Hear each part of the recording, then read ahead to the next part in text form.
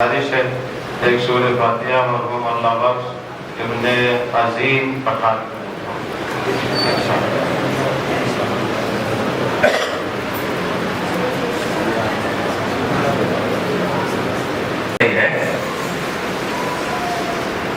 ایران میں کبھی نہیں کہا ہم جہاد کر رہے ہیں، ہمیشہ اس نے کیا ہے دفاع کرنا. اور جب تک امام کوئی بھی معصوم ہو، نبی ہو یا نبی کا جانشین امام، جب تک معصوم کی اجازت نہ ہو ہمارے یہاں جہاد واجب نہیں. اب ایک مسئلہ بہت اہم ہے، قرآن کی آیت ہے وَلَا تَحْسَبَنَّ الَّذِينَ قَتَلُوا فِي سَبِيلِ اللَّهِ بَلْ أَحْيَاءٌ عِندَ رَبِّهِمْ يُرْزَقُونَ. ہرگز ان لوگوں کو مردہ گمان نہیں کرنا جو مر گئے، جو راہ خدا میں جنہوں نے اپنی جان دے دی، مر نہیں گئے. راہ خدا میں جس نے اپنی جان دے دی، مرنا الگ ہے، شہید ہونا الگ ہے، دونوں میں فرق ہے. اگر کوئی شہید ہو گیا اس کو کبھی نہ کہیے گا مر گیا، ہوگا کوئی مر گیا تو اس کو کبھی نہ کہیے گا شہید ہو گیا، اس لیے کہ دونوں کے درجات میں فرق ہے. تو جو اللہ کی راہ میں اپنی جان دے دے، اللہ کہتا ہے مردہ سوچنا بھی نہیں، کہ نہیں سوچنا کہ مر گیا، بلکہ وہ شہید ہے، زندہ ہے، اور اللہ کی طرف سے رزق بھی پاتا ہے. اب ایک مسئلہ، شہادت کا اتنا بڑا مرتبہ اور ایمان کی غیبت میں جہاد ہو نہیں سکتا، تو پھر ہم کو وہ مرتبہ کیسے ملے گا؟ جب امام کبھی ظاہر ہوں گے، پھر ان کی اجازت سے جہاد ہوگا، پھر ان لوگوں کو مرتبہ ملے گا. تو بیچ والے ہم لوگ کیا کریں گے؟ ہم لوگ کہاں جائیں گے بھائی؟ وہ مرتبہ کہاں؟ کسی نے رسول اللہ سے پوچھا، یا رسول اللہ جب جہاد کا مسئلہ یہ ہے،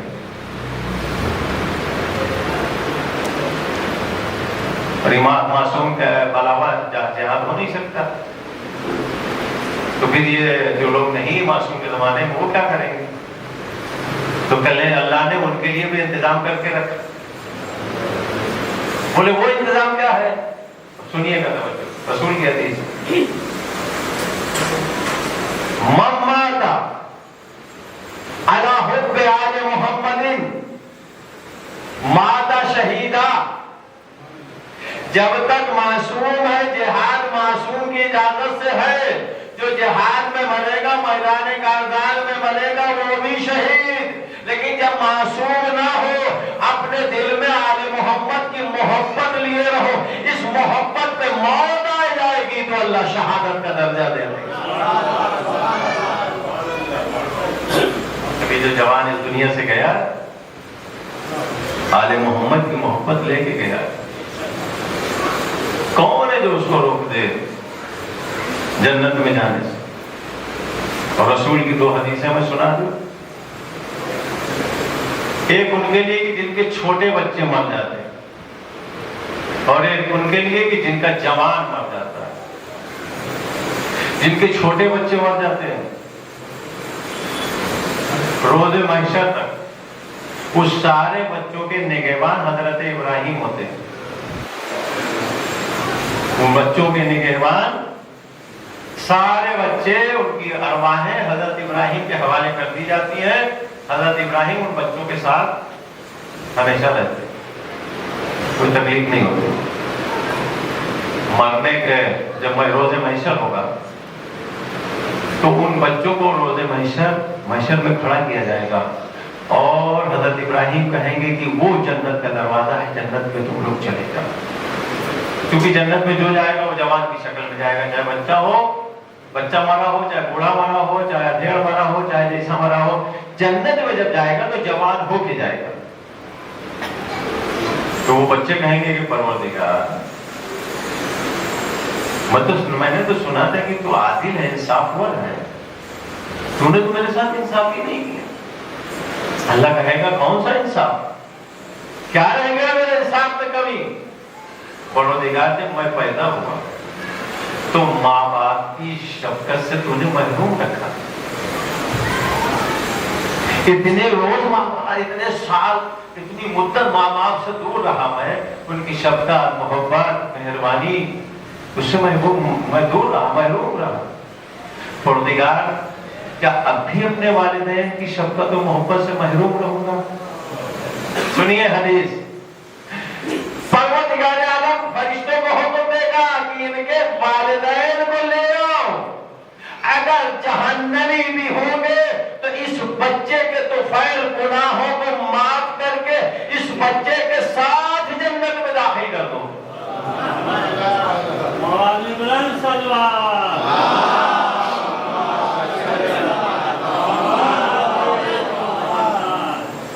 یہ ان والدین کے لیے جن کے بچے دنیا سے چل، چھوٹے بچے، اور ان والدین کے لیے، عزیز پٹھان صاحب بیٹھے ہیں، بچہ تھا، جوان کا درد ماں باپ کے علاوہ کوئی نہیں جان سکتا۔ خود ماں باپ بھی اپنی زبان سے اس درد کو بیان نہیں کرتے۔ جب اتنی بڑی تکلیف تو پروردگار عالم کا یہ طریقہ ہے کہ جب کوئی ایک چیز اللہ چھینتا ہے تو اس سے بڑی چیز دیتا ہے۔ یہ اللہ کو اصول ہے، کوئی بھی چیز اللہ جب آپ سے چھینے گا تو اس سے بڑی چیز دے گا۔ اب اللہ نے کسی والدین سے اس کے جوان لے لیے تو والدین کو کیا بلا اجرت چھوڑ دے گا؟ بھائی والدین کے اوپر اتنا بڑا غم ہے، جوان بیٹے کا غم ہونا کوئی معمولی نہیں ہے۔ تو پروردگار عالم اس غم کے بدلے میں جو والدین نے اپنے جوان بیٹے کو کھو کے اپنے سینے پہ اٹھایا ہے، پروردگار ان کے والدین کو کے تمام گناہ بخش کے جنتی بنا دیتا ہے۔ یہ میں اپنی طرف سے نہیں کہہ رہا ہوں، یہ حدیثوں میں اور روایتوں میں آیا۔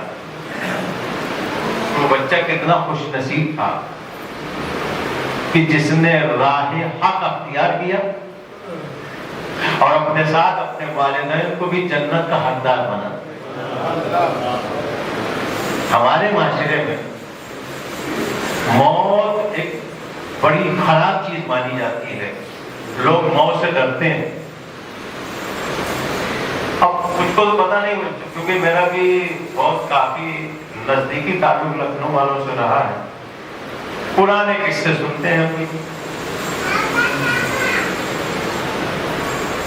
کہ جب گھر سے مردہ نکلتا تھا تو نیا دروازہ بنا کے مردہ نکالا جاتا تھا لکھنؤ میں۔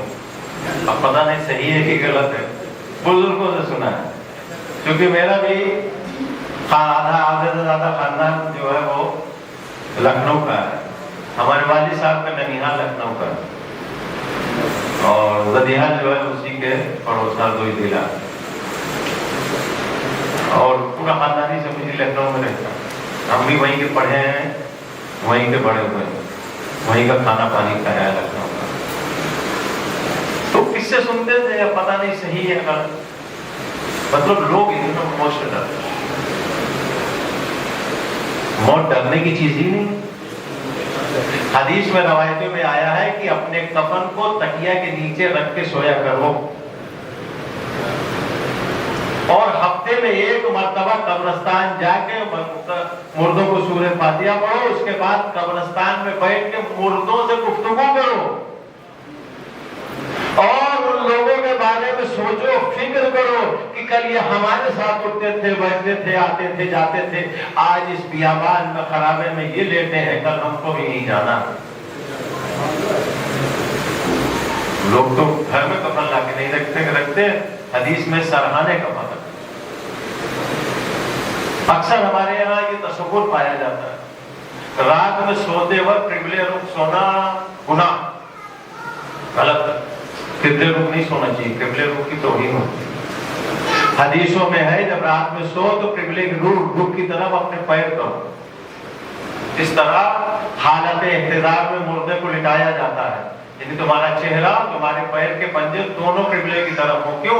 اس لیے کہ رات میں اگر موت آ جائے تو تم کو قبلے کے رخ کوئی کرنے والا نہیں رہے گا، تو قبلے کے رخ لیٹ کے سو، تاکہ خدا نہ کرے رات میں اگر موت آئے تو تو تمہارا حالت احتضار میں قبلے کی طرف تمہارا سر اور پیر ہونا چاہیے۔ یہاں میں سب الٹی چیزیں کرتی ہیں۔ ہماری شریعت وہ شریعت نہیں جو اللہ نے بھیجی ہے، ہماری شریعت اپنی منمانی، تو موت ہمارے یہاں بری نہیں۔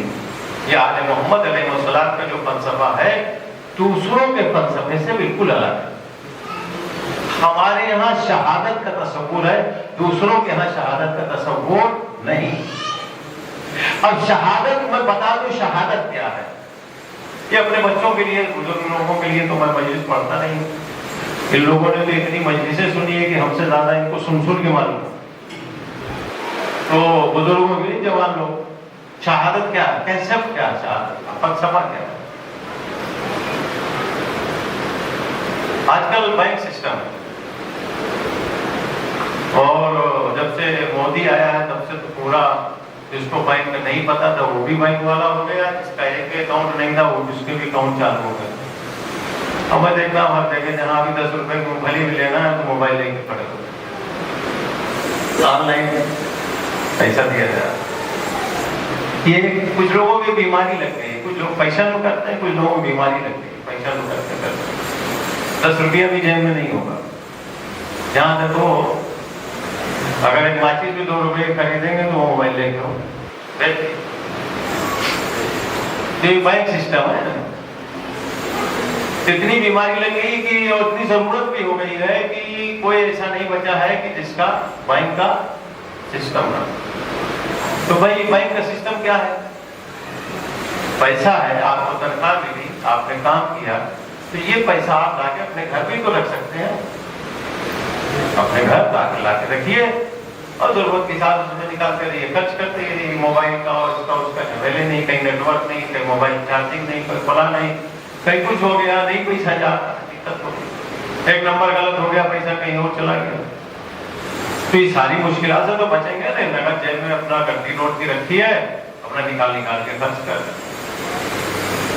تو بینک میں کیوں رکھتے ہیں بھائی پیسہ؟ تو بولے بینک میں سیکورٹی تھوڑا زیادہ ہے۔ وہ کیسے؟ گھر میں ہم نے جمع کرتے کرتے تو 5 لاکھ روپے جمع کر دیا، چوروں کو پتہ چل گیا بھائی۔ ایک دن شادی بیاہ میں ہم گئے تھے، انہوں نے اچھے سے تالا توڑا اور باقاعدہ فرصت سے سارا پیسہ تجوری جو توڑ کے لے کے چلے گئے۔ اب ہم آئے تو دیکھا دروازہ باہر کا بھی تالا ٹوٹا ہے، تجوری بھی ٹوٹی ہے، پیسہ غائب ہے۔ ہم گئے پولیس چوکی میں، وہاں جا کے ہم نے NC لکھوائی، چور تو پکڑا گیا لیکن پیسہ نہیں ملا، آدھا چور لے گیا آدھا پولیس لے گئی، پیسہ نہیں ملا۔ اچھا ٹھیک ہے، چور نہیں آیا، خدا نہ خاصا کوئی حادثہ ہو گیا، آگ لگ گئی، 4 سے 10 گھر جل گئے یا ہمارے گھر جل گیا، شارٹ سرکٹ ہو گیا، ہم نے اب 5-10 لاکھ روپیہ جمع کیا، رسا جل کے راکھ ہو گیا۔ اب ہم جا کے پولیس چوکی میں کہیں گے کہ بھائی ہمارا 10 لاکھ روپیہ غائب ہے، پولیس والا کہے گا تو بھائی بتاؤ چور لگ گیا ہوتا تو میں کوشش کرتا، پکڑتا، جب آگ نے جلایا تو ہم کہاں سے دیں؟ تو مطلب 10 لاکھ گیا، ٹھیک ہے۔ بارش بہت تیز ہو گئی، 26 جولائی والی باڑھ آ گئی، پورے محلے بہ گئے، گھر بہ گئے، بلڈنگیں بہ گئی۔ کسی نے 5-10 لاکھ روپیہ جمع کیا تھا تو سارے سامان کے ساتھ وہ تجوری اور پیٹی وہ بھی سب بہ گئی، سب لوٹ چلا گیا یا دوسرے لوگوں نے لوٹ لیا۔ تو باڑھ آئے پیسہ چلا جائے کوئی ذمہ دار نہیں، آگ لگ جائے پیسہ چلا جائے کوئی ذمہ دار نہیں، چور چوری کر لے جائے پیسہ چلا جائے کوئی ذمہ دار نہیں، ڈکیتی ہو جائے کوئی پیسہ چلا جائے کوئی ذمہ دار نہیں۔ تو گورنمنٹ نے کہا کہ بھائی پرابلم زیادہ ہے، ہم ایک کام کرتے ہیں بینک بنا، اور آپ لوگ اپنا پیسہ بینک میں لا کے جمع کر دیجئے، ہم ایک کتاب کے اوپر لکھ کے دے دیں گے کہ آپ نے اتنا جمع کیا۔ اب اگر باڑھ آئے اور پوری بینک بہ جائے، پھر بھی جب باڑھ ختم ہوگی کتاب لے کے جاؤ، گورنمنٹ آپ کو پیسہ دے گی، دے گی کہ نہیں دے گی؟ بینک میں ڈکیتی بڑھ گئی، سارا پیسہ غائب ہو گیا، پولیس چوروں کو ڈھونڈ رہی، وہ اپنی جگہ، آپ گورنمنٹ کو دوسری بینک میں جاؤ، اسی کی جو وہ ہو اور کتاب دکھاؤ، آپ کو اتنا پیسہ ملے گا۔ گورنمنٹ یہ نہیں کہے گی کہ ڈکیتی ہو گئی ہم کیا جانتے बैंक में आग लग गई, सारा नोट जल गया, लेकिन कुछ दिनों के बाद आप जाओ, आपका पूरा पैसा मिलेगा। बैंक वाला ये नहीं कहेगा पैसा जल गया, हम क्या जाने। बाढ़ आ गई, पूरी बैंक डूब गई, सारा पैसा गल गया, सड़ गया, लोग लूट ले गए। बाढ़ खत्म हुई, आप किताब लेके जाओ, आपको पैसा मिलेगा। क्यों? पैसा नहीं है, गवर्नमेंट ने गारंटी दी हुई है। उस गारंटी के तहत सारे लोग जाके बैंक में पैसा जमा करेंगे, दिल मुतमईन है, पैसा मिलेगा। अल्लाह ने इस दुनिया को फानी बनाया, मरना सबको है। दुनिया में आए, मर के चले गए, बीमारी से मर गए, एक्सीडेंट से मर गए, कोई तुम्हारी मौत का जिम्मेदार नहीं। अल्लाह ने कहा मैं सिक्योरिटी देता हूं, अपनी जान को मेरे हवाले कर दो। शहादत क्या है? शहादत है अपनी जान को अल्लाह के हवाले कर दो। जब अपनी जान को अल्लाह के हवाले कर दिया, अब बाढ़ से मरो, हादसे से मरो, बीमारी से मरो, कोई मसला नहीं है। जान को अल्लाह के हवाले किया है, अल्लाह तुम्हारी जान की इबादत करेगा। दुनिया मिट जाए, मिट जाने दो, जब तक अल्लाह रहेगा जान रहेगी। हुसैन इब्न अली ने यही किया। रोज़े आशूर करबला के मैदान में इमाम हुसैन अलैहिस्सलाम ने एक नहीं 72 जाने अल्लाह के हवाले कर दी। अल्लाह ने कहा जमाने मिलते रहे, बादशाह आते जाते रहे, महल टूटते रहे, सदियां बीतती रहे, हुसैन तुमने अपनी जाने मेरे हवाले की है। दुनिया खत्म हो जाने दो, अल्लाह बाकी रहेगा। जब तक अल्लाह रहेगा तब तक हुसैन रहेगा। यही वजह है 1400 साल हो गए, सब कुछ खत्म हो गया, अल्लाह भी है, हुसैन भी है।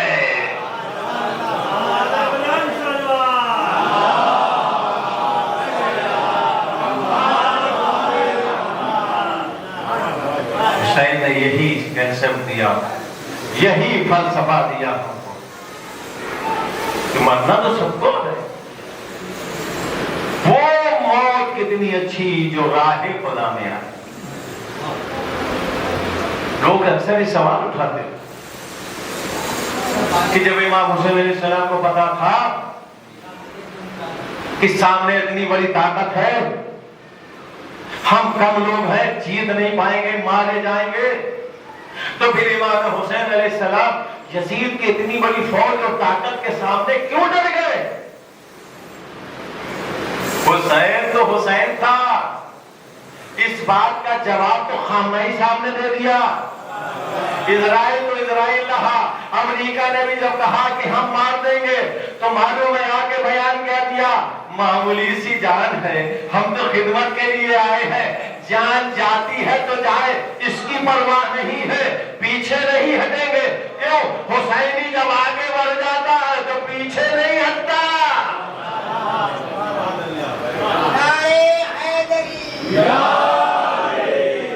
नतीजा क्या है? 57 मुल्क, सारे मुसलमान, एक की हिम्मत नहीं है जो बयानिए के अलावा इजराइल के खिलाफ एक पत्थर भी फेंक दे, जबकि सबके बादल मिलते हैं।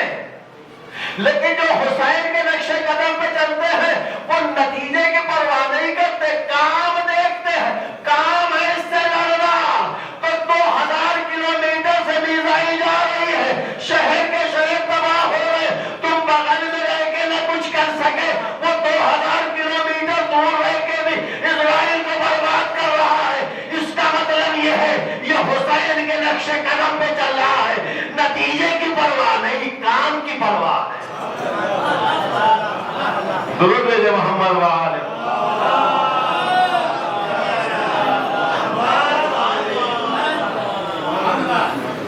तो मरने से डरना नहीं चाहिए, खराब मौत से डरना चाहिए। मलकुल मौत, अलबत्ते मलकुल मौत बोलते हैं ना, मलकुल मौत रूह कब्ज करते हैं। मलकुल मौत रूह नहीं कब्ज करते, آپ سوچ رہے ہوں کہ یہ میں نے بالکل الگ بات کہاں سے کہی تھی؟ ملک الموت خاص لوگوں کی روح قبض کرتی، ہمارے جیسے لوگوں کی روح قبض کرنے کے لیے ملک الموت کو زحمت کرنے کی ضرورت نہیں رہی۔ بھائی اس کو صاف کر دوں میں، عام طور سے چھوٹوں سے لے کے بڑوں تک ذہن میں یہی رہتا ہے کہ روح ملک الموت قبض کرتے، نہیں، ملک الموت خاص لوگوں کی روح، یا تو بہت بیڈھب ہو تب ملک الموت آتے، یا بہت اللہ کے قریب ہو تب ملک الموت۔ سب کے لیے نہیں آتے ملک، وہ بھی وی آئی پی ہے بھائی، فرشتوں میں سردار، سردار فرشتوں میں ہے، چار ہی فرشتوں تو سردار ہے نا۔ اللہ کی پوری خدائی کون چلا رہا ہے؟ چار فرشتے چلا رہے ہیں نا، جبرائیل، میکائیل، اسرافیل۔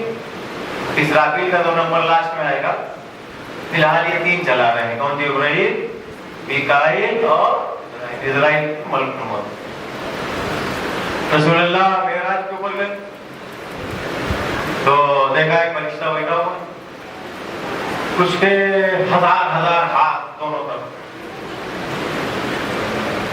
رسول اللہ نے 1000 ہاتھ گنے نہیں تھے، جب زیادہ تعداد ہوتی نا، بولے سینکڑوں لوگ، ہزاروں تھے، وہ ہزاروں سینکڑوں جو بولتا ہے نا تو گن کے تھوڑی آتا ہے، تخمینہ لگاتا، اندازہ لگاتا۔ کتنے ہاتھ تھے کہ رسول اللہ نے اندازہ لگایا کہ 1000 میں لگوں، دونوں طرف 1000 ہاتھ، ہر ہاتھ میں 1000 انگلیاں، ہر انگلیوں میں 1000 پورے، اور وہ بیٹھے ہوئے وہ سارا حساب لگا رہے ہیں۔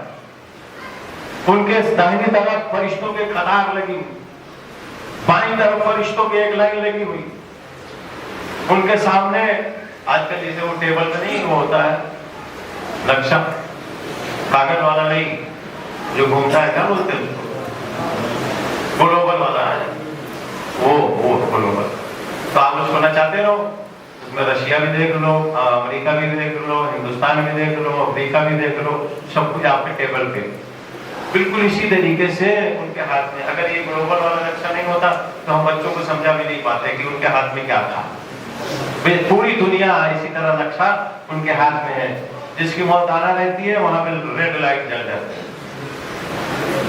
جیسے ریڈ لائٹ جل گئی تو ملک الموت نے اشارہ کیا، اگر مومن ہے تو داہنی طرف، اگر مومن نہیں ہے تو بائیں طرف۔ داہنی طرف والے فرشتے شکل صورت کے خوبصورت، بالکل جوان، گورے چٹے، اچھے کپڑے پہنے، اچھی شکل و صورت ہے، بدن سے خوشبو آ رہی ہے، لہجہ بڑا نرم ہے، بڑے شریف دکھتے ہیں۔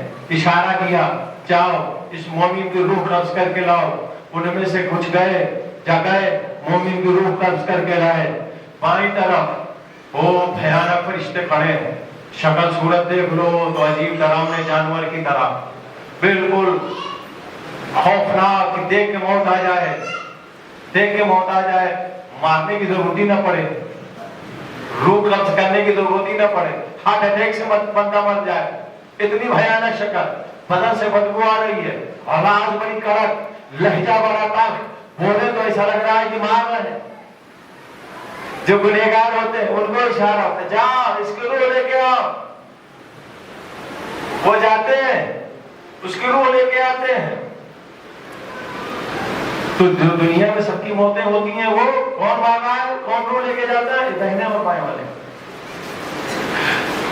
ملک الموت نبیوں کی روح لینے آتے ہیں، اماموں کی روح لینے آتے ہیں، اللہ کے ولیوں کی روح لینے آتے ہیں، اور آخر میں سب سے بےڈھب جو ہوگا ابلیس، شیطان۔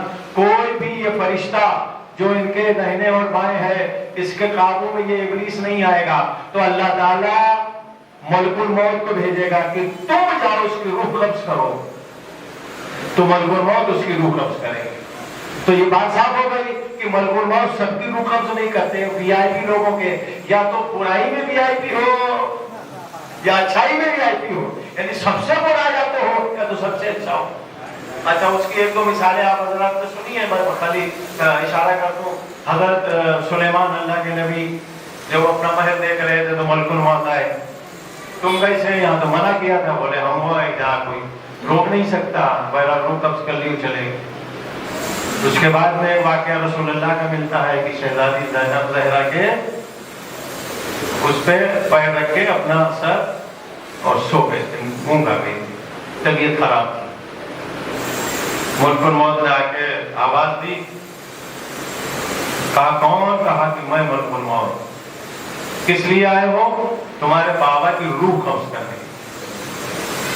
شہزادی پریشان ہو گئی، ان کے آنکھوں سے آئے قطرہ آتا، اس کا آنسو کا ٹپکا رسول اللہ کے چہرے پہ گرا. رسول اللہ نے آنکھ کھولی، کہا بیٹی کیوں رو رہی؟ کہا بابا ایسا. کہا بیٹی تم خوش نصیب ہو، یہ نبیوں کے دربار میں بھی بنا اجازت جاتا ہے. تمہارا دروازہ وہ ہے کہ جہاں پر ملک الموت بھی بنا اجازت اندر نہیں داخل ہو سکتا. بیٹا اس کو اجازت دے دو تاکہ میری روح قبض کرے. تو یہ تو ہے مومن و غیر مومن و وی آئی پی لوگوں کی. اب روح قبض کرنے کے طریقے بھی بتاتا ہوں. روح قبض کرنے کے دو طریقے. یہ جو آتے ہیں نا یہ لوگ بائیں والے بھیانک والے، یہ کیسے روح قبض کرتے ہیں اس کا بھی تذکرہ حدیث میں. جیسے ببول کے درخت پر ریشم کا کپڑا ڈال دیا جائے، اس کے بعد اس کو کونے پکڑ کے کھینچا جائے تو کپڑا صحیح سلامت نہیں ہوگا، جتنے تار ہوں گے سب الگ ہو جائیں. جب غلط لوگوں کی روحیں قبض ہوتی ہیں تو یہ فرشتے اس طرح سے روح قبض کرتے ہیں کہ انسان کے بدن کا ایک ایک جوڑ الگ ہو جاتا ہے. اتنی دردناک موت ہوتی ہے. لیکن مومنین کی موت کیسے ہوتی ہے؟ جب مومنین کے لیے فرشتہ آتا ہے روح قبض کرنے کے لیے تو ڈائریکٹ نہیں آتا، اپنی جگہ سے جاتا ہے جنت میں. جنت سے ایک پھول لے کے آتا ہے، لانے کے بعد مومن کی ناک کے اوپر رکھتا ہے. جنت کے پھول کی خوشبو اتنی پیاری ہوتی ہے کہ مومن اس خوشبو کو سونگھتا ہے، سانس بھر کے کھینچتا ہے، اتنی اچھی خوشبو لگتی ہے. اور جیسے ہی سانس چھوڑتا ہے وہ چھوڑی ہوئی سانس کے ساتھ روح باہر آ جاتا ہے. نہ کوئی درد ہے نہ کوئی تکلیف ہے. یہی میں نے کہا موت اچھی بھی ہے بری بھی ہے، بس یہ تم کو پتا ہونا چاہیے کہ موت کس عالم میں ہے. اگر راہ خدا میں موت ہے تو ایسے وہ موت آئے گی کہ جیسے پھول سے خوشبو نکلتی ہے. اور اگر راہ خدا میں موت نہیں ہے، غیروں کے راستے پہ تم نے زندگی گزاری ہے تو موت ایسے آئے گی جیسے کانٹے دار پیڑ کے اوپر ریشم کا کپڑا ڈال کے کھینچا جائے. تو عزیزو، جو حسین کا ماننے والا ہوتا ہے اس کو موت کی پرواہ نہیں ہوتی. اب میں وہ ایک جملہ سناؤں آپ کو، ربط مسائل بھی دے دوں اسی جگہ سے، کہ جب امام حسین علیہ السلام نے اپنے جوان بیٹے سے پوچھا تھا بیٹا تیرے نزدیک موت کیسی ہے، تو جناب علی اکبر نے کیا کہا تھا؟ بابا موت میرے لیے ایسی ہے کہ چاہے میں موت پہ جا پڑوں یا موت مجھ پہ آ پڑے. چونکہ ایک جوان کی مجلس ہے، ایک دو چار جملے، کیونکہ علی اکبر کے مسائل حقیقت میں ساکن نہ پڑھ سکتا ہے نہ مومن سن سکتا. ایک جوان بیٹے کا تذکرہ، اور وہ بھی کوئی عام بیٹا نہیں تھا. حضرت یوسف کا قصہ آپ نے سنا. حضرت یوسف علیہ السلام کے بارے میں ہے، جب وہ زلیخا والا وہ واقعہ ہوا تھا تو عورتوں نے سب اپنی لیموں کی جگہ انگلیاں کاٹ لی تھی. تو اس کے بعد اللہ نے حضرت یوسف کو منع کیا، یوسف اس طرح باہر مت نکلا. حضرت یوسف جب باہر نکلتے تھے چہرے پر نقاب ڈالتے، کتنے خوبصورت تھے حضرت. اور جب لوگوں کو پتہ چلتا تھا، خاص طور سے عورتوں کو، تو راستے کی گلیاں اور چھت پھٹ جاتے تھے کہ ادھر سے یوسف گزرنے والے ہیں، صرف ایک بار دیکھ لیں. عزیزانو، دنیا میں اللہ نے ایک پہلا یوسف نہیں بنایا، ایک مدینے میں بھی یوسف تھا جس کا نام تھا علی اکبر. علی جناب علی اکبر کے بارے میں روایتوں میں ملتا ہے کہ جب مدینے کے بازار میں جناب علی اکبر چلے جاتے تھے تو لوگ دکاندار اپنے اپنے دکانوں کے دروازے بند کر دیتے تھے اور خریدار سارے دونوں طرف راستے کے دونوں طرف کھڑے ہو جاتے تھے، مرد ہو یا عورت، چھوٹا ہو یا بڑا، جس کو یہ پتہ چل جاتا تھا کہ حسین کا بیٹا علی اکبر جا رہا ہے تو لوگ ایک نظر دیکھنے کے لیے بازار میں راستوں میں کھڑے ہو جاتے تھے کہ علی اکبر کے چہرے کا دیدار ہو جائے۔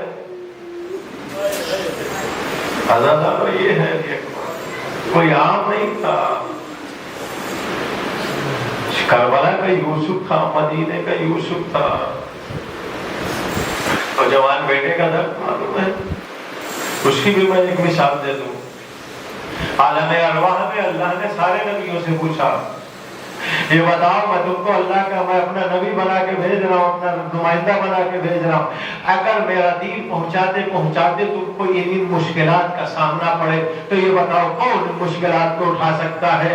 اے عزادارو، جب اللہ مشکلات کو گنانے لگا تو کچھ مشکلات کو سب نے برداشت کیا، اس کے بعد جب مشکلات اور بڑھی تو ایک ایک کر کے سارے نبی ہٹتے چلے گئے، ایک ایک کر کے سارے نبی ہٹتے چلے گئے۔ ایک مرتبہ اللہ نے کربلا کا واقعہ دہرانا شروع کیا، یہ بتاؤ اگر میرے دین کے خاطر تم کو تمہارے جوانوں کی قربانی دینا پڑے تو کون ہے؟ نبی کھسکتے رہے، حضرت ابراہیم کھڑے رہے، کہا اگر دوستوں کی قربانی دینا پڑے تو کون ہے؟ سارے لوگ کھسکتے رہے، حضرت ابراہیم کی روح کھڑی رہی۔ اس کے بعد اللہ مصائب گناتے گناتے جب وہاں تک پہنچا، یہ بتاؤ اگر جوان بیٹے کی قربانی دینا پڑے تو تم میں سے کون ہے؟ روایتوں کے جملے ہیں سارے نبیوں کی ارواحیں وہاں سے ہٹ گئی، میدان میں صرف ایک نبی کھڑا رہا، اس کا نام تھا ابراہیم۔ کہا پروردگار میں ہوں اپنے جوان بیٹے کی قربانی تیرے خاطر دے سکتا ہوں۔ اللہ نے کہا اے ابراہیم اگر قربانی اپنے ہاتھ سے دینا ہے، کہا کوئی بات نہیں، چھری چلا دوں گا، لیکن پروردگار قربانی کے ٹائم قربانی کے بعد ارے میں اپنے بیٹے کے تڑپتے ہوئے لاشے کو نہیں دیکھ سکتا۔ اے ابراہیم، ارے جب اسماعیل کے چھری چلانے سے پہلے ہاتھوں پیروں کو باندھا، اپنی آنکھوں پہ پٹی باندھی تاکہ جوان بیٹے کے لاشے کو تڑپتا نہ دیکھے، ارے ہاتھوں پیروں کو باندھا کہ جوان بیٹا تڑپنے نہ پائے۔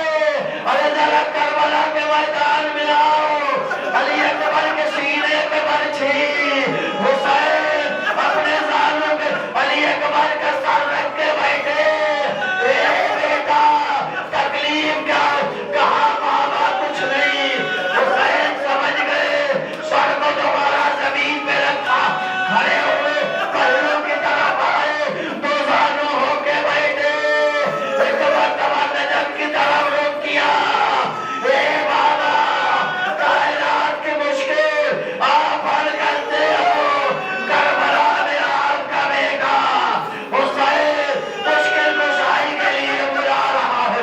ایک مرتبہ دو انگلیوں کو علی اکبر کے زخم میں ڈالا، یا علی کہہ کے جو کھینچا، برچھی کے ساتھ علی اکبر کا کلیجہ نکل آیا، علی اکبر تڑپنے لگے، روح نفس رنگری سے پرواز کر گئی، حسین نے آواز دی، واہ علی اکبر۔